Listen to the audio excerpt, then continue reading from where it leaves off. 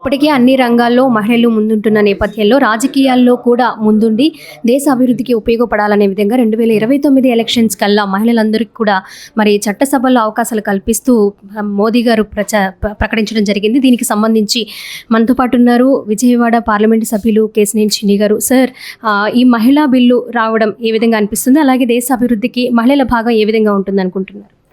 ముందుగా మేము మీ అందరికీ కంగ్రాచులేషన్స్. ఎందుకంటే ఒక కుటుంబ పాలన పాలించడం, కుటుంబాన్ని సరైన పద్ధతిలో నడపడంలో మహిళల యొక్క కృషే ఎక్కువ. ఒక కుటుంబం చక్కగా ఉందంటే దాని వెనకమాల మహిళ త్యాగాలు ఎన్నో ఉంటాయి. అంతకు ముందు దాకా పురుషాధిక్య ప్రపంచంలో చాలా కార్యక్రమాల్లో మీరు పాల్గొనేవాళ్ళు కాదు.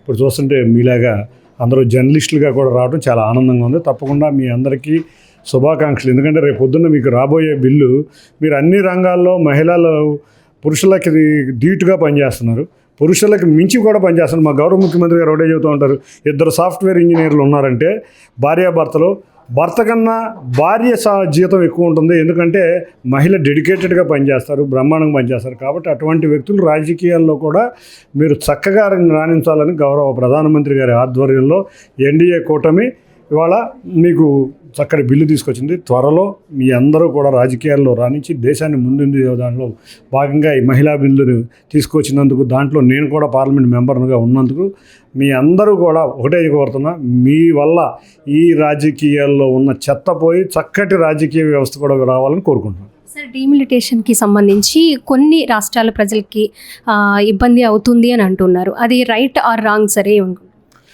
ఒక్కొక్క రాష్ట్రం ఒక్కొక్క రకంగా అన్వయించుకుంటుంది.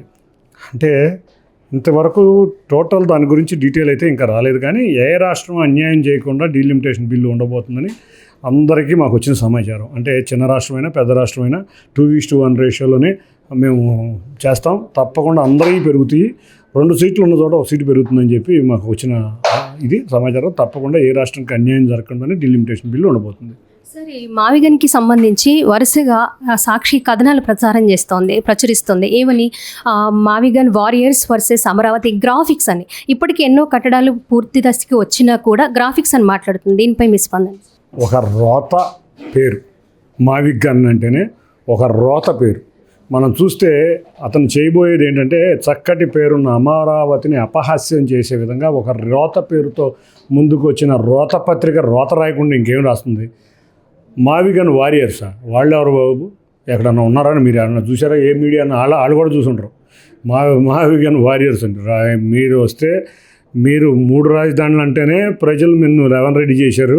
ఇప్పుడు నువ్వు 0 రెడ్డి అయ్యావు. అంతేకాకుండా నేను చూస్తుంటే నాకు సినిమా గుర్తొస్తూ ఉంటుంది.